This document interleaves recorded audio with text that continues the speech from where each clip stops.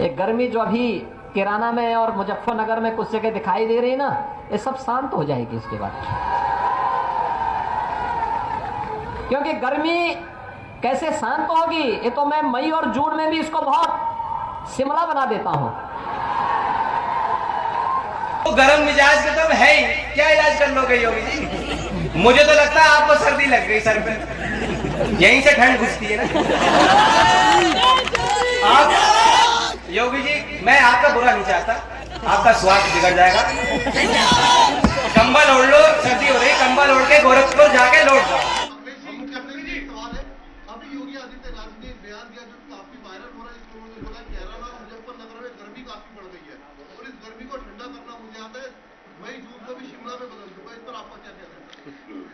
आप मुख्यमंत्री जी से क्या उम्मीद कर सकते हो?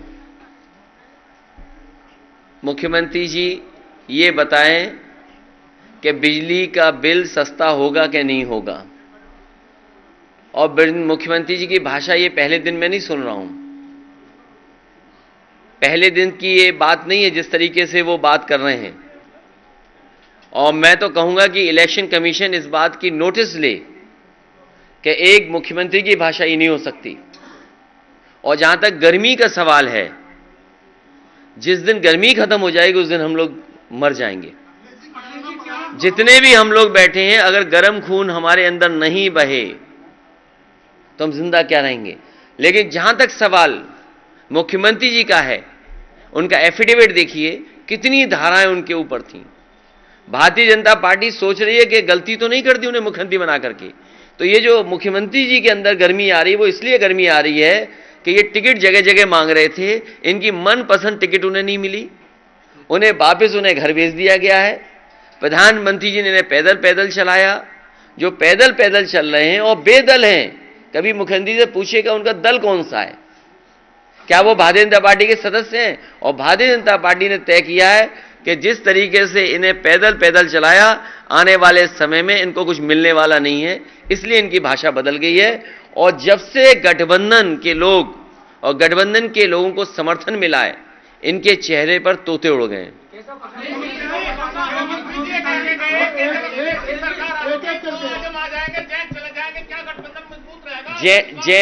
जयंत चौधरी जी का जो सम्मान है, पहले चुनाव से हमारे साथ हैं और लगातार समाजवादी पार्टी उनको वही सम्मान देती रहेगी। सवाल यह है कि भारतीय जनता पार्टी घबराई हुई है कि किसान इस बार समर्थन कर रहा है गठबंधन का, और किसान ये महसूस कर रहा है कि उसके मान सम्मान का चुनाव है। क्या लोग भूल जाएंगे वो जीप चढ़ा दी गई किसानों के ऊपर जिनकी जान चली गई? क्या भारतीय जनता पार्टी के पास उसका जवाब है कुछ?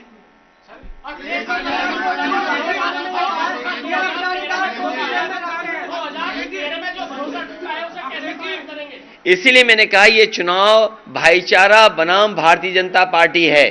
भारतीय जनता पार्टी की नकारात्मक राजनीति है, उनके हर भाषण में नकारात्मक देखोगे आप। लेकिन इस गठबंधन के साथ उम्मीद है कि किसानों की सिंचाई माफ होगी, हमारे कर्मचारियों को पुरानी पेंशन बहाल होगी और बिजली घरेलू माफ होगी, किसानों का 15 दिन में भुगतान होगा। मुझे याद है जिस समय संकट था, पेमेंट नहीं हो पा रहा था, बजट से पैसा दिया गया था, 2000 करोड़ रुपया किसानों को बांटा गया था। आने वाले समय में तय किया है कि चाहे फार्मर्स कॉर्पस फंड बनाना पड़े, फार्मर्स के लिए कहीं से फंड अलग से रखा जाए जिससे कि किसानों को धरना न देना पड़े, ये व्यवस्था लाने का काम समाजवादी लोग करेंगे।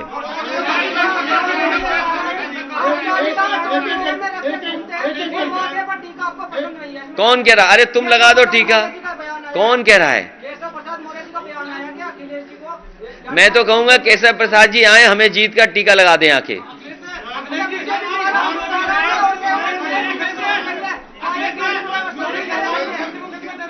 हैं? ये देखिए वो कंफ्यूज हैं। जब से हमारी और जयंत चौधरी जी की केमिस्ट्री बेहतर हुई है, और केमिस्ट्री को हिंदी में कहते हैं रसायन, और जो लोग पलायन की बात कर रहे हैं, उनका राजनीतिक पलायन उत्तर प्रदेश से होने जा रहा है। ये भाईचारा का चुनाव होने जा रहा है। सब एकता पसंद कर रहे हैं, गंगा जमुनी तहजीब को पसंद कर रहे हैं। केवल भारतीय जनता पार्टी को अपनी उपलब्धियां न बतानी पड़ जाएं, इसलिए जानबूझ करके जनता को भ्रमित कर रहे हैं।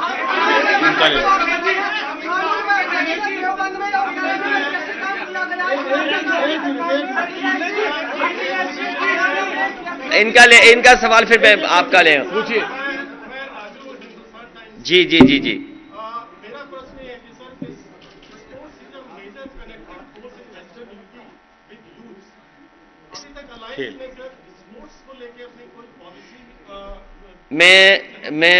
मैं कई बार देखता हूं नौजवानों को अपनी नौकरी को लेकर के या खेल में कहीं न कहीं प्रतिभागी के रूप में शामिल होने के लिए देखता हूं, सड़क में, खेत में या जहां भी टेम्परेरी व्यवस्था कर लेते हैं। मैं सभी खिलाड़ियों को भरोसा दिलाता हूं, जिस समय नेताजी ने शुरू किया था यश भारती सम्मान और लगातार खिलाड़ियों को दे रहे थे, उनका भोजन, पौष्टिक आहार बढ़ाना, स्पोर्ट्स फैसिलिटीज़ को, स्पोर्ट्स इंफ्रास्ट्रक्चर के लिए मैं ये भरोसा दिला सकता हूं कि वेस्टर्न यूपी में बड़े पैमाने पर लोग जाते हैं खेल में और खेल में रुचि रखते हैं।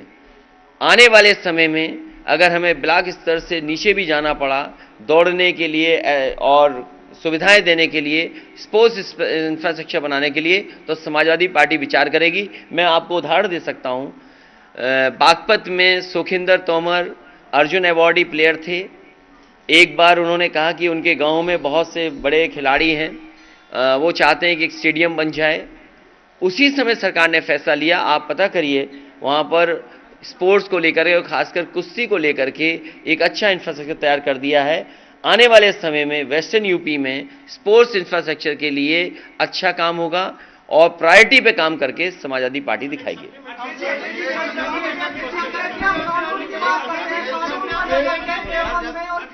एक मिनट का खत्म हो जाए फिर मैं कब बता दूंगा कानून व्यवस्था।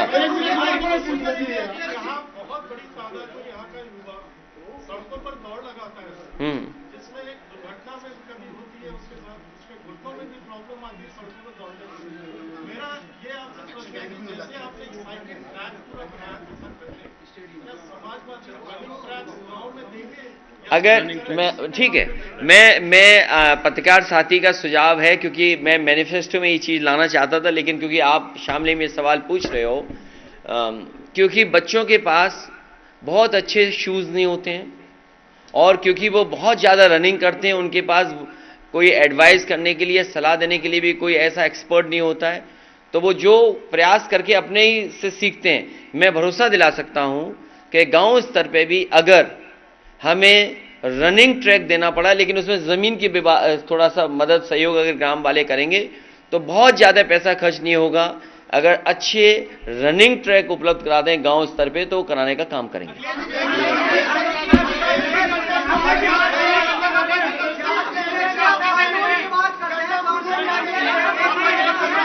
अरे ऐसे तो किसी का सवाल नहीं सुन पाएंगे।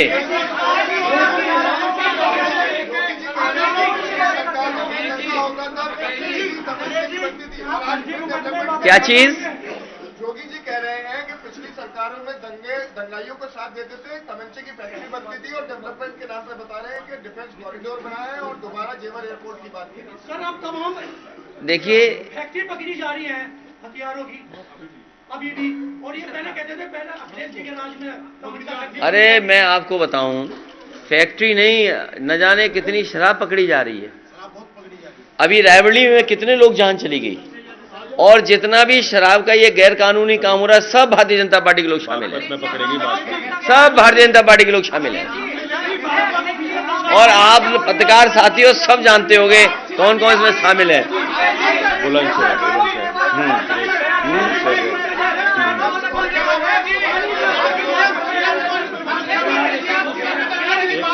क्या समीक्षा होगी कि नहीं, जो मुख्यमंत्री है उनके नहीं, ये हमारे पत्रकार साथी ने बहुत अच्छा सवाल पूछा। हमारे उत्तर प्रदेश के मुख्यमंत्री पर बड़े पैमाने पे धाराएं लगी थीं और डिप्टी सीएम पे भी लगी थीं। दोनों पे जितने मुकदमे थे इतने तो आईपीसी में सेक्शन नहीं बने हुए हैं। जहां तक समीक्षा का सवाल है, मुख्यमंत्री जी पर गंभीर धाराएं हैं, अगर कोई दरखास्त देगा तो उस पर विचार किया जाएगा।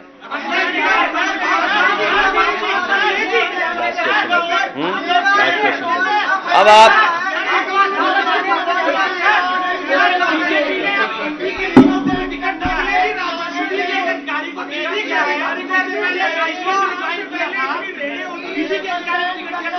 समझ लो, देखिए ये भारतीय जनता पार्टी जिन अधिकारियों से काम लेती है, भारतीय जनता पार्टी की सरकार में जिन अधिकारियों से काम लेती है उन्हें सम्मान दिया जाता है।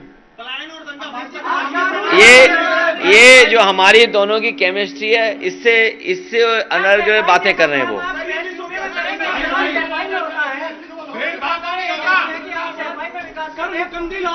अच्छा ये बताइए, नहीं, ये हमारा साथी पोर्टल के हो गए। अच्छा दैनिक जागरण तो हमारे पड़ोसी हैं, उन्हें पता ही नहीं है कि विकास कितना का है। मैं तो चाहूंगा कि जितना विकास समाजवादियों ने किया, आज भी वो काम दिखाई दे रहा होगा। जहां जो सब स्टेशन हैं, अरे रुक जा भाई, जो चाहे वो बिजली के सब स्टेशन बनने हो, फीडर सेपरेशन होना हो, सबसे ज्यादा हुआ। आसपास के जितने भी फोर लेनिंग का कर सकते थे, जहां सहयोग सरकार से मिलना था वो भी दिया, प्लस फोर लेनिंग को भी बढ़ाया। जो आज बिजली मिल रही है, मैं बहुत जिम्मेदारी के साथ कह रहा हूं कि जो बिजली आज उत्तर प्रदेश को मिल रही है, ये सब की सब समाजवादी सरकार या पुरानी सरकारों की बनाई हुई है। भारतीय जनता पार्टी ने एक यूनिट बिजली भी नहीं बनाई, उन्होंने केवल बिल ज्यादा जनता को दिए हैं। आखिरी सवाल हमारे चुप बैठे पत्रकार साथी का।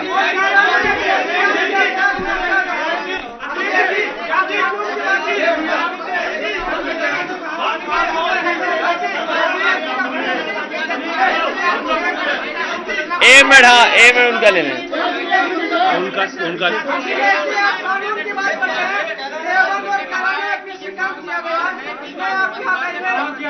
कौन सा बार है? यादव परिवार के खिलाफ संयुक्त आपने गांधी परिवार को अपना प्रत्याशी है।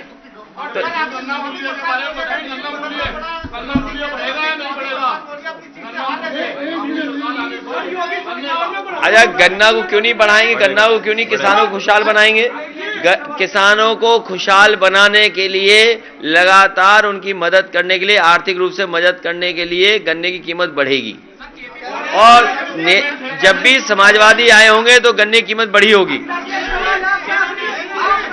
ये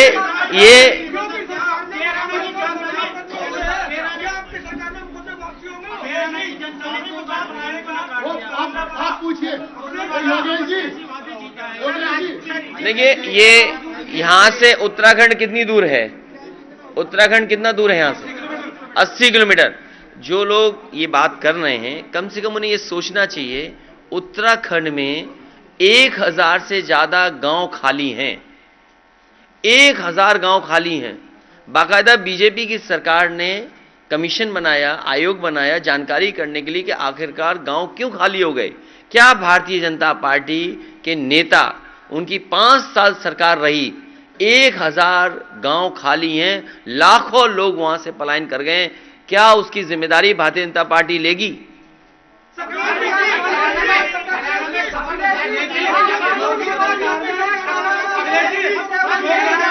कैराना से लखनऊ पहुंचने के लिए एक्सप्रेसवे बनेगा जो कम समय में पहुंच जाओ। मैंने अच्छा आखिरी घोषणा आखिरी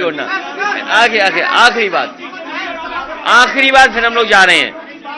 मैंने जिस समय आरएलडी और समाजवादी पार्टी के मिलकर के सांसद को जिताया था, उस समय मैंने ये कहा था कि इस हिस्से में जोड़ने के लिए अगर एक्सप्रेसवे बनाना पड़ेगा तो चलो, बीजेपी वालों ने गंगा एक्सप्रेसवे तो शुरू किया है, लेकिन बनाएंगे हम ही लोग, और इस हिस्से को आपसे जल्दी लखनऊ पहुंच जाए, 5 घंटे से ज्यादा समय न लगे, ऐसा एक्सप्रेसवे बनाएंगे जिससे आपकी लखनऊ की दूरी कम हो जाए। एक मिनट पूछिए, क्या कह रहे हैं? वो कहते हैं कि जाटों के नेता हैं, बात जाट की करते हैं, लेकिन टिकट मुसलमानों को देते हैं। अरे ये कोई उनकी कही गई बात पे मैं क्या जवाब दूं? और वो विद्वान आदमी है दिल्ली वाले, मैं क्या उनका जवाब दूं? हम देते हैं टिकट, जिसकी भागीदारी होनी चाहिए, सब वर्गों को हमने टिकट दिया। अगर आप गठबंधन के प्रत्याशियों को देखोगे, सभी जाति के लोगों को मौका मिला। नहीं, आपने लखनऊ, एक मिनट, मैं एक बार कहूं, पत्रकार साथी भाई ये बताओ, पति पत्नी की टिकट क्यों काट दी? भाई ये हमसे टिकट पूछ रहे, हमने किसी को क्यों टिकट दे दी? भाई ये बताओ, जो रात भर लोगों को सोने नहीं देता, नहीं, वो बात नहीं है, झगड़े वाली बात नहीं है। जो एक व्यक्ति रात भर किसी नेता को सोने नहीं देता था, कभी किसी घर, कभी किसी घर, कभी किसी घर, और नेताओं को तोड़ता था। भाई बीजेपी के लोग बताएं, पति पत्नी को क्यों घर बैठा दिया? कम से कम दोनों की मिलाप करा दें आप। खबरों में बने रहने के लिए फोरम 4 को सब्सक्राइब करें और नोटिफिकेशन पाने के लिए बेल आइकन दबाएं।